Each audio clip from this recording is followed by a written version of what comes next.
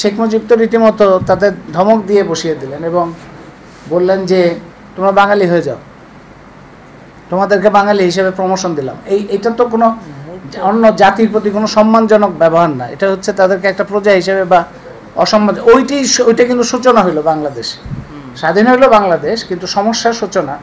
এবং তারপরে এখানে ক্যান্টনমেন্ট বসলো সামরিক শাসন বসানোর আগে, তার পাল্টা হিসেবে জনসংহতি সমিতি হইলো, শান্তি বাহিনী হইলো, এই সমস্ত চলতে থাকলো। তারপরে তো 75 সালে আমরা সবাই সামরিক শাসনের মধ্যে পড়লাম। একটা হচ্ছে ভূমি সমস্যা, কিভাবে সমাধান হবে সেটা, আরেকটা হচ্ছে সাংবিধানিক স্বীকৃতি।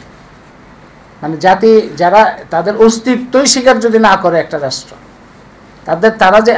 তারা যে এখানে অবস্থান করে, আপনি আপনার পাশের লোককে অস্তিত্বই স্বীকার করেন না, তো তার সাথে আপনি কি করে ডায়ালগ করবেন কিংবা কি করে সম্মানজনক একটা বসবাস, অস্তিত্বই তো স্বীকার হচ্ছে না। 4 দলীয় জোট সরকার আসছে, তত্ত্বাবধায়ক সরকার আসছে, সামরিক বাহিনী সমর্থিত।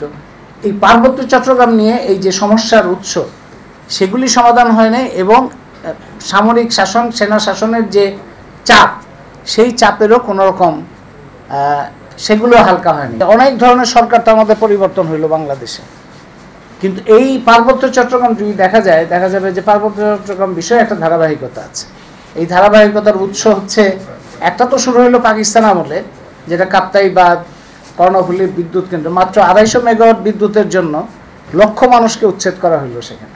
তো কি কারণে অবিশ্বাস, অনাস্থা, অশান্তি, প্রতিবাদ এগুলি তৈরি হবে না কেন? মানে 250 মেগাওয়াট বিদ্যুৎ, সেটা করার জন্য একটা বাঁধ করা হইলো এবং সেই বাঁধের জন্য লক্ষ মানুষ উচ্ছেদ হয়ে গেল, তাদেরকে জানানোও হয়নি। সেটা 60 দশকে আইয়ুব খানের সময়। তারপরে পার্বত্য চট্টগ্রামের মানুষ, তারাও অনেকে অংশগ্রহণ করেছেন, মুক্তিযুদ্ধ হয়েছে। সেই মুক্তিযুদ্ধের মধ্যে দিয়ে বাংলাদেশ স্বাধীন হওয়ার পরে মানবেন্দ্র নারায়ণ লারমার কথা আপনারা জানেন, পার্লামেন্টে যখন সংবিধানে বলা হচ্ছে যে বাংলাদেশের সবাই বাঙালি বলিয়া পরিচিত হইবেন, তখন তিনি বললেন যে আমরা তো বাঙালি না, আমরা কেন বাঙালি বলে পরিচিত হব? আমরা তো বাঙালি না, আমরা অন্য জাতি, কিন্তু আমরা বাংলাদেশের নাগরিক। তো সেইভাবে আমাদের স্বীকৃতি দিতে হবে। তো শেখ মুজিব তো রীতিমতো তাদের ধমক দিয়ে বসিয়ে দিলেন এবং বললেন যে তোমরা বাঙালি হয়ে যাও, তোমাদেরকে বাঙালি হিসেবে প্রমোশন দিলাম। এটা তো কোনো অন্য জাতির প্রতি কোনো সম্মানজনক ব্যবহার না, এটা হচ্ছে তাদেরকে একটা প্রজা হিসেবে বা অসম্মান। ওইটা কিন্তু সূচনা হইলো বাংলাদেশে, স্বাধীন হইলো বাংলাদেশ, কিন্তু সমস্যার সূচনা। এবং তারপরে এখানে ক্যান্টনমেন্ট বসলো সামরিক শাসন বসানোর আগে, তার পাল্টা হিসেবে জনসংহতি সমিতি হইলো, শান্তি বাহিনী হইলো, এই সমস্ত চলতে থাকলো। তারপরে তো 75 সালে আমরা সবাই সামরিক শাসনের মধ্যে পড়লাম। সেই সামরিক শাসন 90 বন্ধ চললো এবং এর মধ্যে অনেকগুলো গণহত্যা হইল সেখানে, যেগুলির কোনো তদন্ত, কোনো বিচার, কোনো সেগুলির পর্যালোচনা কিছুই হয়নি। 90 সালে সামরিক শাসন চলে গেল, নির্বাচিত সরকার আসলো। 92 সালে আরেকটা বড় গণহত্যা হইল, লোগান। মানে নির্বাচিত সরকার এসে কোনো পরিবর্তন হয় নাই। তারপরে এগুলি চলতে থাকলো। 97 সালে, যেটা ফয়জুল হাকিম বললেন, অনেক ধরনের জাতীয় আন্তর্জাতিক অনেক ধরনের ঘটনার পরিপ্রেক্ষিতে একটা শান্তি চুক্তি হইল। যে শান্তি চুক্তি হওয়ার পরে শান্তি হয় নাই। কেন শান্তি চুক্তি হওয়ার পরেও শান্তি হলো না, সেটা তো আমাদের একটা মনোযোগ, বিশ্লেষণ কিংবা সেটার একটা অনুসন্ধান দাবি করে। দুইটা বড় সমস্যা সেখানে সমাধান হয়নি। একটা হচ্ছে ভূমি সমস্যা, কিভাবে সমাধান হবে সেটা, আরেকটা হচ্ছে সাংবিধানিক স্বীকৃতি। মানে জাতি যারা তাদের অস্তিত্বই স্বীকার যদি না করে একটা রাষ্ট্র, তারা যে এখানে অবস্থান করে, আপনি আপনার পাশের লোককে অস্তিত্বই স্বীকার করেন না, তো তার সাথে আপনি কি করে ডায়ালগ করবেন কিংবা কি করে সম্মানজনক একটা বসবাস, অস্তিত্বই তো স্বীকার হচ্ছে না। তোমরা বাঙালি হয়ে যাও বললেই তো হবে না একজন বাঙালি। তো ওই জাতিগত এই যে সাংবিধানিক স্বীকৃতি, সেটা হইল না। এবং সেটা যে হইল না, সেই সরকার পরে আবার আরেকবার যখন আসছে, তখন সংবিধানের সংশোধন হইল, সেখানেও এই একই জিনিস থাকলো, নৃগোষ্ঠী বলা হইলো, কিন্তু তাদের জাতিগত স্বীকৃতি যেটা, সেটা হয়নি। তো তার মাঝখানে আবার 4 দলীয় জোট সরকার আসছে, তত্ত্বাবধায়ক সরকার আসছে, সামরিক বাহিনী সমর্থিত। এই পার্বত্য চট্টগ্রাম নিয়ে এই যে সমস্যার উৎস, সেগুলি সমাধান হয় নাই এবং সামরিক শাসন, সেনা শাসনের যে চাপ, সেই চাপেরও কোনো রকম সেগুলো হালকা হয়নি। মাঝখানে একটা ঘটনা ঘটছে 97-এর পর থেকে, সেটা হলো পার্বত্য চট্টগ্রামের অর্থনীতির মধ্যে একটা পরিবর্তন, রূপান্তর আসছে। সেখানে অনেক রকম পুঁজি যাওয়া শুরু হয়েছে, দেশি পুঁজি, বিদেশি পুঁজি, পর্যটন এবং অন্যান্য কিছু। এবং এই সেনা শাসনের কারণে ওইখানকার খবরাখবর কিছুই আসে না বাংলাদেশে, বাঙালি সমাজ জানেও না ওইখানে কি হচ্ছে না হচ্ছে। কিন্তু ওইখানে গোপনে গোপনে পাহাড়গুলি চলে গেল বিভিন্ন লোকের হাতে।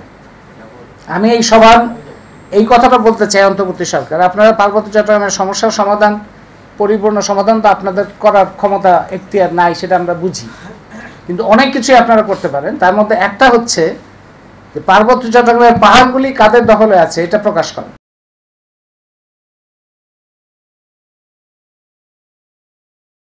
পার্বত্য চট্টগ্রামের পাহাড়গুলো কাদের ইজারায় আছে, কোন কোন যারা এই যে বিশাল বিশাল লুটেরা গোষ্ঠী, আমরা বাঙালি বিভিন্ন ব্যবসায়িক গোষ্ঠীর নাম জানি, কিংবা সামরিক বেসামরিক অবসরপ্রাপ্ত বিভিন্ন ধরনের রাজনৈতিক নেতা, এমপি, মন্ত্রী, কাদের কাদের নামে পাহাড় আছে, পাহাড়গুলো কারা দখল করে রেখেছে সেটার তালিকা প্রকাশ করেন।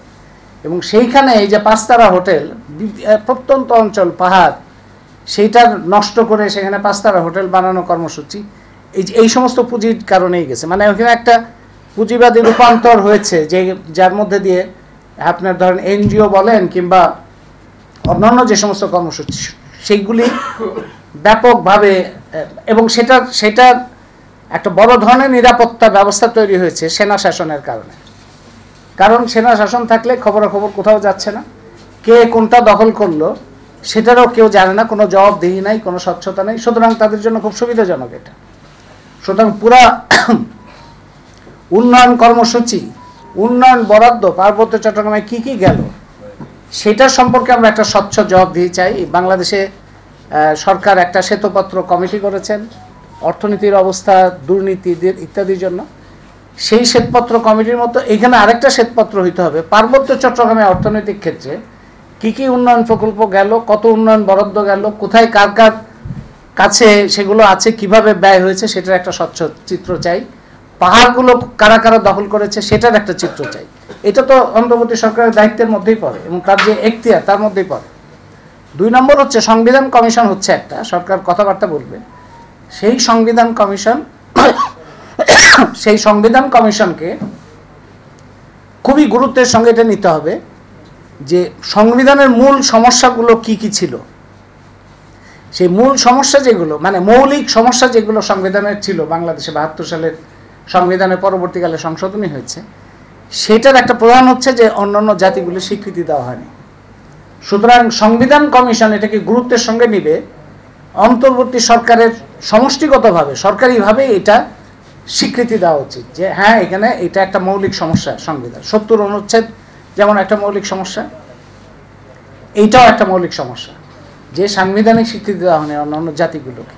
তো সুতরাং সেটাকে গুরুত্বের সঙ্গে নিয়ে আসতে হবে। এবং এর পাশাপাশি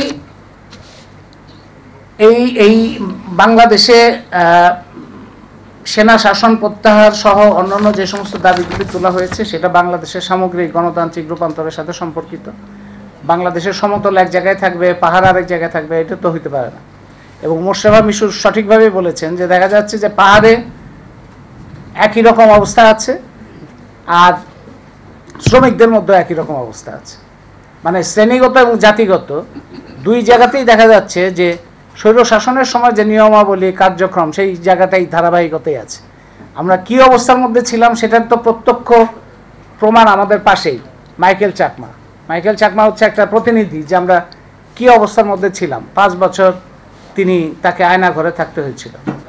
সেই রকম একটা ভয়ঙ্কর যে পরিবেশ, সেই পরিস্থিতির অবসানের জন্যই, সেই গণতান্ত্রিক একটা রূপান্তরের জন্যই তো আমাদের লড়াই। তো সেটা সব জায়গায় হতে হবে, সেটা শ্রেণীগতভাবে হতে হবে, জাতিগতভাবে হতে হবে, ধর্মীয়ভাবে হতে হবে, লিঙ্গীয়ভাবে হতে হবে। তাইলেই আমরা একটা বৈষম্যহীন বাংলাদেশের একটা গণতান্ত্রিক রূপান্তরের মধ্যে যেতে পারব। তো সেই জায়গাটার এই গুরুত্বপূর্ণ জায়গা পার্বত্য চট্টগ্রাম এবং অন্যান্য সংখ্যালঘু জাতি, সেই বিষয়টা এই অন্তর্বর্তী সরকার গুরুত্বের সঙ্গে গ্রহণ করবে।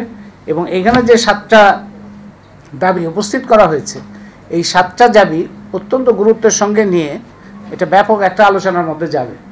যে গণহত্যা হয়েছে সেখানে, মানে যে গণহত্যাগুলো হয়েছে সেটা তদন্ত দরকার।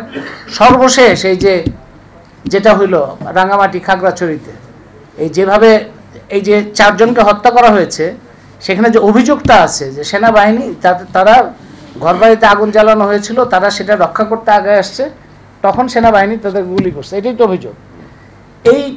এইটা একটা অভিযোগ। এখন আপনারা বলতে পারেন যে না, অভিযোগটা ঠিক না, কিন্তু এটা তো পরিষ্কার করতে হবে। তো এটা বললে হবে না যে, এবং রাজা দেবাশিস রায় একটা সাক্ষাৎকারে বলছেন যে এখানে বলা হয়েছিল যে পাহাড়িরা ওই যে মোটরসাইকেল চুরি বা মোবাইল চুরি সেটা নিয়ে একটা গন্ডগোল হয়েছিল, সেটা পাহাড়িরা করেছে।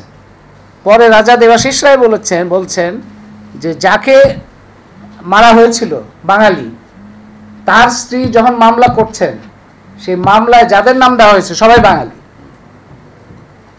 তাহলে বাঙালি মারলো, কিন্তু বলা হলো যে পাহাড়ি মেরেছে বলে পাহাড়িদের গ্রামের পর গ্রাম জ্বালায় দেওয়া হইলো এবং সেখানে তাদেরকে রক্ষা করতে আসলো, সেখানে গুলি করে মারা হইলো।